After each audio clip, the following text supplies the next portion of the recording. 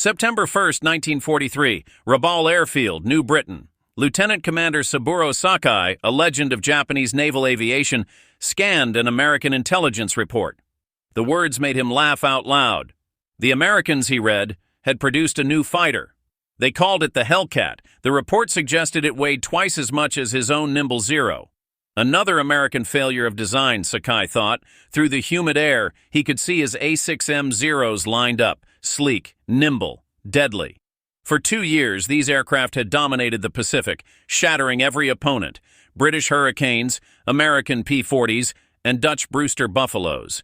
This bloated Hellcat, the Americans' latest attempt, would be no different. What Sakai and his fellow naval aviators didn't know was that this supposed failure would, in exactly 30 days, begin the systematic annihilation of Japanese air power. The F6F Hellcat would ultimately achieve an astounding 19-to-1 kill ratio against the enemy, destroying 5,223 enemy aircraft while losing only 270 in aerial combat. It would transform carrier warfare, break the back of Japanese air power, and rewrite the mathematics of aerial supremacy. The Japanese Navy's confidence in September 1943 wasn't arrogance. It was built on a foundation of mathematics. Since the start of the war, the Imperial Japanese Naval Air Service had achieved victory ratios that defied belief. At Pearl Harbor, they lost 29 planes while destroying 347. Over the Philippines, they had 7 losses against 103 destroyed. At the center of this dominance was the Mitsubishi A6M Zero. It was a revolutionary machine. When captured examples were tested by American engineers in 1942, they initially refused to believe its performance figures. It was a fighter with the range of a bomber, the maneuverability of a biplane, and the firepower to destroy anything it caught. Japan's ace of aces, Warrant Officer Hiroyoshi Nishizawa, described the Zero. Flying the Zero is like wearing wings. The aircraft responds to thought, not just control input. American planes fly like trucks, powerful but clumsy. The Zero achieved its miraculous performance through a revolutionary design philosophy. It used extra super duralumin, a classified aluminum alloy, which created a structure 30% lighter than comparable American designs. It had no armor plate to protect the pilot. There were no self-sealing fuel tanks to add weight. Even the radio was often removed to save 30 pounds. Every ounce was sacrificed for performance. By comparison, when the first reports of the F6F Hellcat reached Japanese intelligence, the specifications seemed like propaganda or deliberate misinformation. The aircraft weighed 12,186 pounds loaded. The Zero weighed 5,800 pounds. The American plane carried 2,400 rounds of ammunition, armor plate everywhere, bulletproof glass, and self-sealing tanks holding 250 gallons of fuel. Captain Minoru Genda, the tactical genius who planned Pearl Harbor, dismissed the design. The Americans have learned nothing, he concluded. This Hellcat represents the continuation of their failed philosophy, attempting to overcome pilot skill with weight of machinery. A Zero will fly circles around it. The mathematics seemed to support him. The Zero's wing loading suggested a turning radius of 612 feet. The Hellcats suggested a turning radius over 900 feet. In a turning fight, the basis of all Japanese fighter tactics, the Hellcat would be helpless. The prophecy of Japanese air superiority was shattered on September 30, 1943, over Marcus Island. Petty Officer First Class Yoshio Fukui, flying escort, spotted 6 dark blue shapes. His first thought was B-25 bombers. Then they turned and he saw the massive fuselage and wings that seemed too short for the body. His initial impression was that the Americans had mounted fighter guns on a torpedo bomber. Fukui engaged with standard tactics, rolling into a diving turn, expecting the heavy American fighter to continue straight, allowing him to easily curve onto its tail. Instead, something unprecedented happened. The Hellcat didn't run or try to turn with him. It went vertical. The Hellcat's Pratt Whitney R2800 double wasp engine produced 2,000 horsepower, 700 more than the Zero's 1,130 horsepower. It drove the plane upward at 3,500 feet per minute. Fukui, attempting to follow, watched his airspeed decay as his Zero struggled against gravity. At 15,000 feet, the Hellcat performed a maneuver that shouldn't have been possible for its weight, a hammerhead turn that dropped it directly onto Fukui's tail. The American opened fire. 6 machine guns, not the 4 we expected, Fukui reported. The volume of fire was unprecedented. My aircraft took 17 hits in 3 seconds. Only by dropping into a spin did I escape. Fukui barely made it back. His wingman did not return. First blood went to the Hellcat. The lesson was brutally clear in the engagement over Wake Island on October 5, 1943. As the Zeros dove on the Hellcats, the American fighters didn't scatter or attempt to turn. They simply maintained formation, keeping their energy high. When the Zeros opened fire, hoping for lucky hits, the Hellcats simply absorbed the punishment. The Hellcat's armor included 212 pounds of plate protecting the pilot, 110 pounds around the oil system, and self-sealing tanks that could take dozens of hits. As the Zeros exhausted their ammunition in diving passes, the Hellcats executed their counterattack. They used their weight as a weapon. Climbing at full power, they reached altitude where the Zero's engine struggled for oxygen. At 25,000 feet, the Hellcat was still producing 1,650 horsepower, while the Zero was down to 900.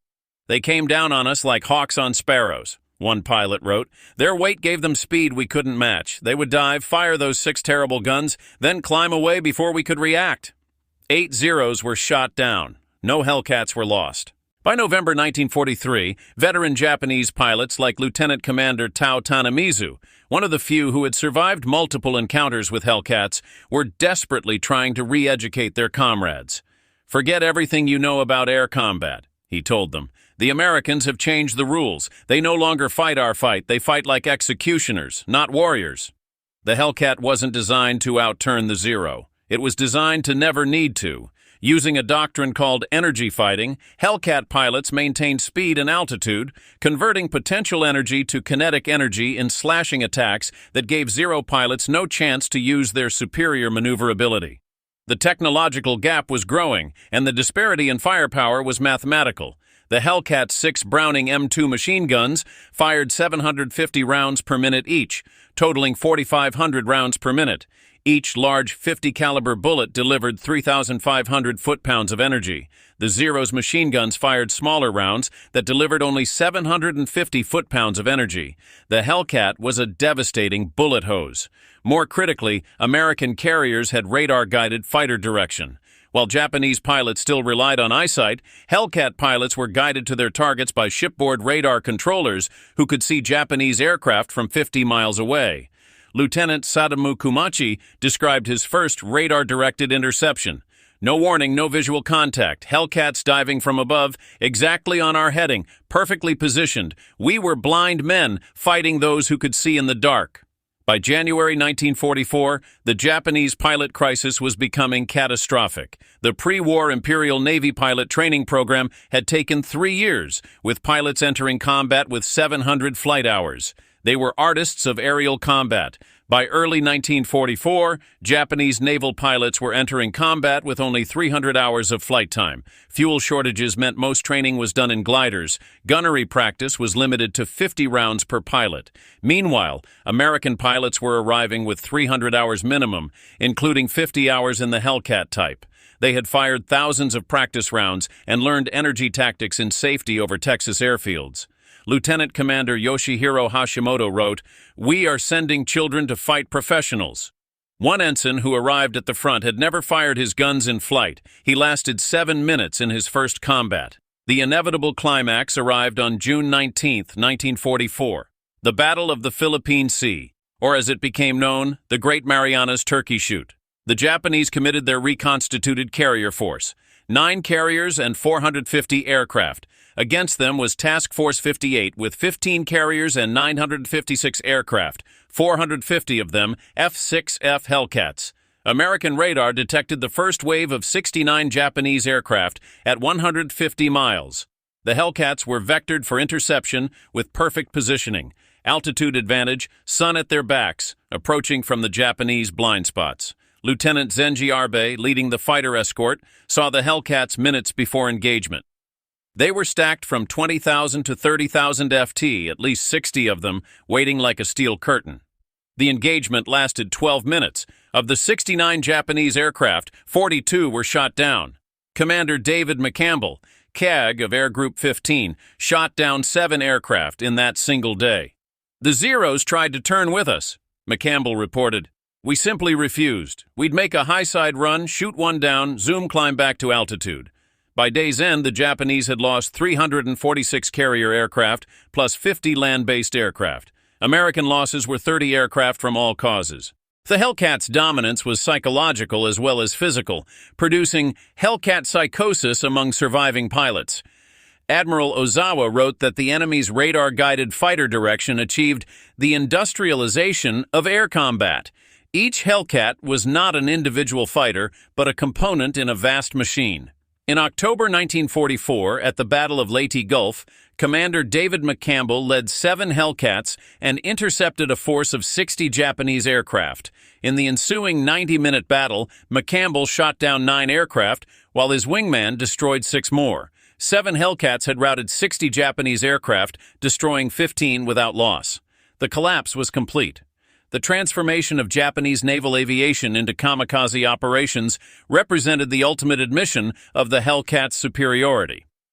Vice Admiral Takejiro Onishi, father of the kamikaze program, justified it with stark mathematics.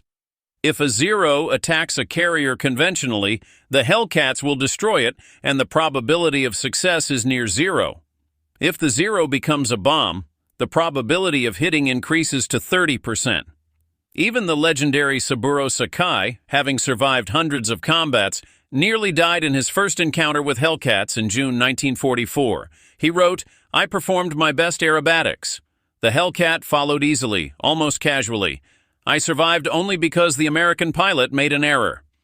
By the war's end, the F6F Hellcat had destroyed 5,223 enemy aircraft in aerial combat, achieving a 19.3-to-1 kill ratio. Less than 100 combat-experienced Japanese naval pilots remained by August 1945. Grumman's production of the Hellcat itself became a weapon. At peak production, a new Hellcat rolled off the assembly line every 60 minutes. The company produced 12,275 Hellcats in 30 months. In 1944, Japan produced 5,100 fighters of all types. America produced 35,000 fighters that year alone. Professor Jiro Horikoshi, the designer of the Zero, studied the Hellcat after the war. His conclusion was devastating. "We designed an aircraft for 1941. They designed an aircraft system for 1945. While we were perfecting the sword, they were building the industrial age." Admiral Jizaburo Ozawa, who commanded the Japanese fleet at Philippine Sea, provided perhaps the most honest assessment. "We laughed at the Hellcat because we didn't understand it represented not just an aircraft, but an entire civilization's approach to war. By the time we stopped laughing, our air forces had ceased to exist." Saburo Sakai, who lived until 2000, was asked about the Hellcat in his final interview. His response captured the totality of its dominance. "The Zero made Japan a great naval power. The Hellcat made Japan realize it was never as great as it believed. Every Japanese pilot who survived the war survived because a Hellcat pilot chose to let them live. That is the ultimate defeat, existing at your enemy's discretion." The Hellcat hadn't just defeated the Zeros. It had destroyed an entire philosophy of warfare, proving that the nation that could build the better system would destroy the nation that could only build better warriors. The Japanese pilots had laughed at the F6F Hellcat. The Hellcat had the last laugh. It always did.